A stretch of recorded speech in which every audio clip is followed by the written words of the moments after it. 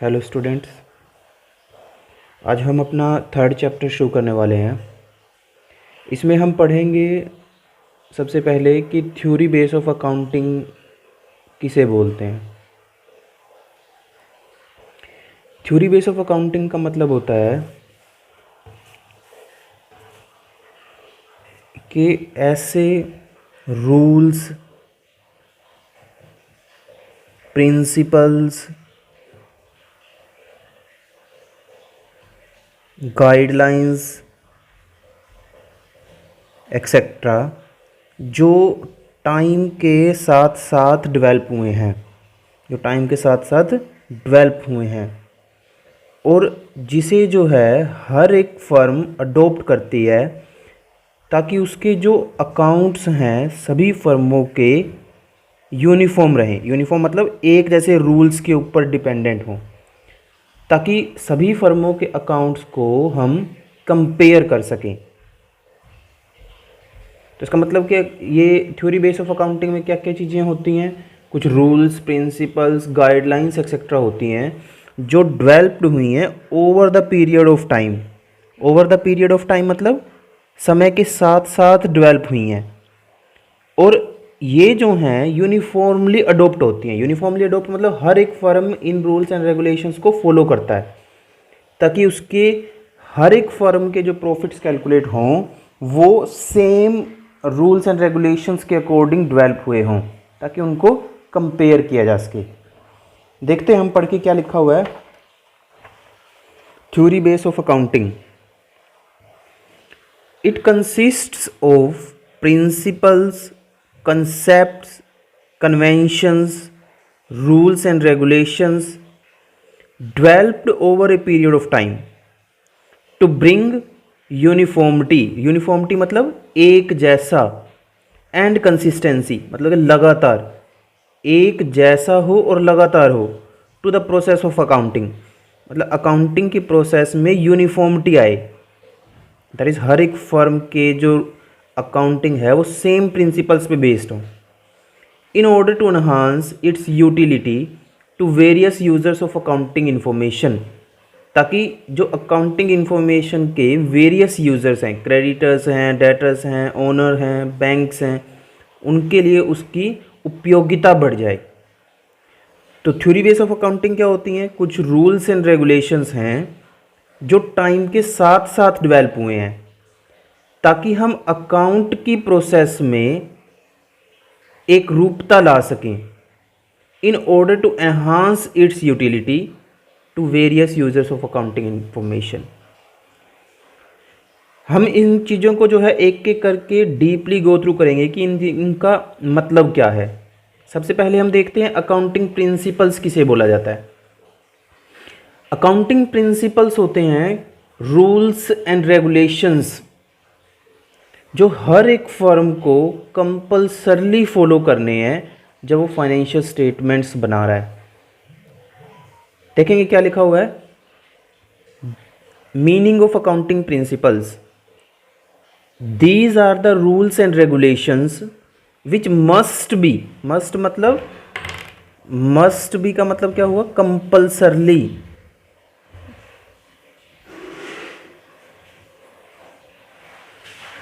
which must be followed while preparing financial statements। financial statements किसको बोलते हैं हम, balance sheet, profit and loss account etcetera, that are distributed to people or users of accounting। मतलब जो financial statements हम prepare कर रहे हैं उनको फॉलो करते वक्त कंपल्सरली रूल्स एंड रेगुलेशंस जो फॉलो किए जाते हैं उन्हें हम क्या बोलते हैं, अकाउंटिंग प्रिंसिपल्स। अब बात आती है अकाउंटिंग प्रिंसिपल्स जो हैं उसको डेवलप करने की क्या नीड थी या क्या करेक्टरिस्टिक्स क्या हैं इनके। सबसे पहली बात तो आती है यूनिफॉर्म सेट ऑफ रूल्स और गाइडलाइंस।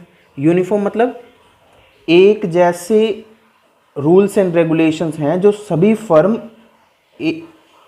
फर्म को फॉलो करने पड़ते हैं।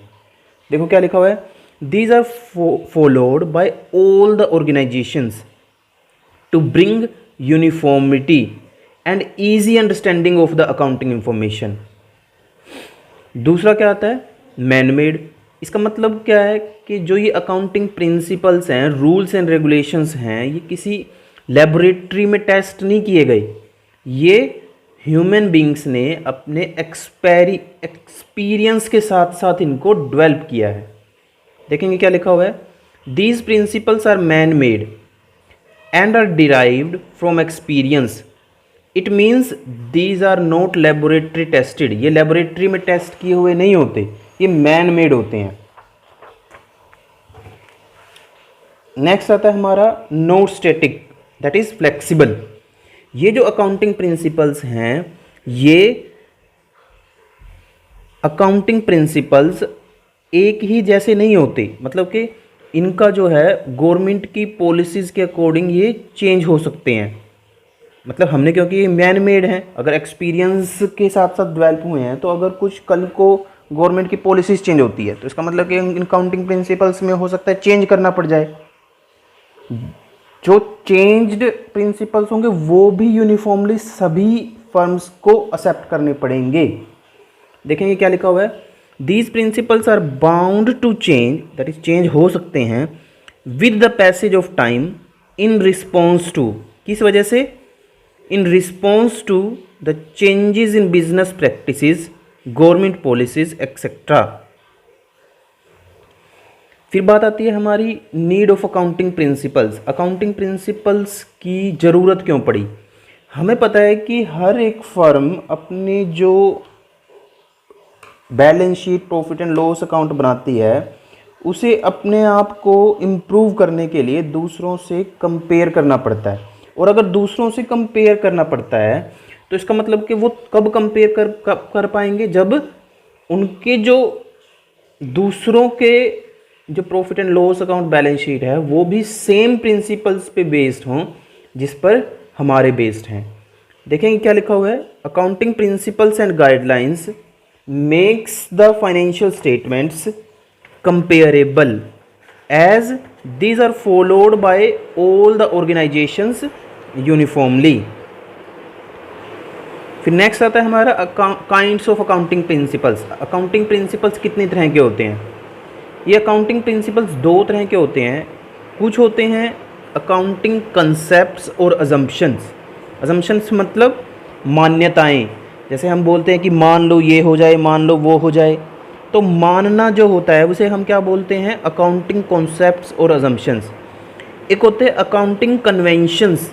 अकाउंटिंग कन्वेंशंस होते हैं प्रथाएं, जो प्रथाएं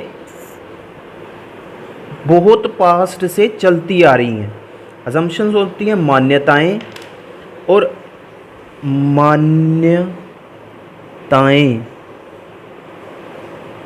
और कन्वेंशंस होती है प्रथाएं।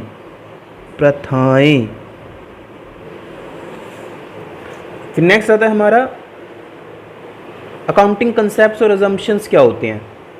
These refers to basic assumptions, ये बेसिक मान्यताएं हैं, एंड रूल्स एंड प्रिंसिपल्स हैं जो फॉलो किए जाते हैं जब हम बिजनेस ट्रांजैक्शंस को रिकॉर्ड करते हैं।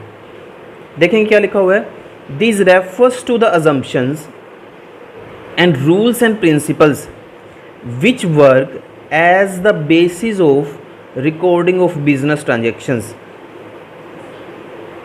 as per accounting standard AS1 issued by Institute of Chartered Accountants of India. There are three fundamental accounting concepts or assumptions. सबसे पहले going concern concept, consistency concept and accrual concept। देखेंगे हम एक one by one क्या क्या कहता है इनके अंदर। सबसे पहले बात आती है गोइंग कंसर्न कंसेप्ट। इस कंसेप्ट का मतलब क्या है, इस मान्यता का मतलब क्या है कि जो कोई भी बिजनेस अपनी बुक्स ऑफ अकाउंट्स जब वो बनाता है या अपना बिजनेस जो चलाता है वो इस अजम्पशन पे चलाएगा कि उसे जो है यह बिजनेस बहुत लंबे टाइम के लिए करना है। कोई भी बिजनेस शॉर्ट पीरियड में कंसिडर नहीं कर सकता। देखेंगे क्या लिखा हुआ है, एज पर this concept an entity has an intention to continue, मतलब उसकी जो इंटेंशन है, intention to continue its operations for a very long period in the future. मतलब एक बिज़नेस जो है, जो वो अपना बिज़नेस करना चाहता है, उसे इस इंटेंशन से बिज़नेस शुरू करना चाहिए कि वो बिज़नेस को फ्यूचर में लॉन्ग पीरियड तक काम करेगा। दूसरा आता है कंसिस्टेंसी कंसेप्ट। इस प्रिंसिपल का मतलब क्या है कि जो मान्यता आप मान रहे हो उसे आप तब तक चेंज नहीं करोगे जब तक उससे कोई बेटर प्रिंसिपल या मेथड मार्केट में नहीं होता। देखेंगे क्या लिखा हुआ है। According to this concept, once you adopt an accounting principle और मेथड, आपने अगर कोई प्रिंसिपल और मेथड अडोप्ट कर लिया, you should continue to use it until a better principle और मेथड कम्स अलोंग। आपको जो है उसे तब तक लेके चलना पड़ेगा जब तक उससे बेटर प्रिंसिपल या मेथड मार्केट में नहीं होता। तीसरा पढ़ेंगे हम accrual concept. According to this concept, accounting transactions are recorded in the year in which these transactions occur rather than in the year in which these are cash flows associated with them। क्या कहना चाहता है वो? कहता है कि अगर आपकी बिजनेस ट्रांजैक्शंस को आप अक्रेंस के बेसिस पे रिकॉर्ड करोगे, जैसे मान लो आपने किसी से उधार पे गुड्स खरीदा, तो आपको उधारी के बेसिस पे ही अपनी बुक्स ऑफ अकाउंट्स में उसकी रिकॉर्डिंग कर देनी है। आपको ये वेट नहीं करना कि जब कैश में कन्वर्ट होगा तब हम इसको रिकॉर्ड करेंगे। इसका मतलब कि कोई भी ट्रांजैक्शंस जब अक्कर होती है तभी आपकी रिकॉर्ड होगी, rather than the conversion of these transactions into cash.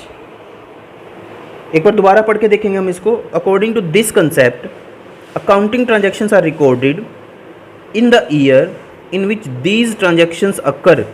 किस साल में? जिस साल में ये अक्कर हुई है। Rather than in the year in which there are cash flows associated with them.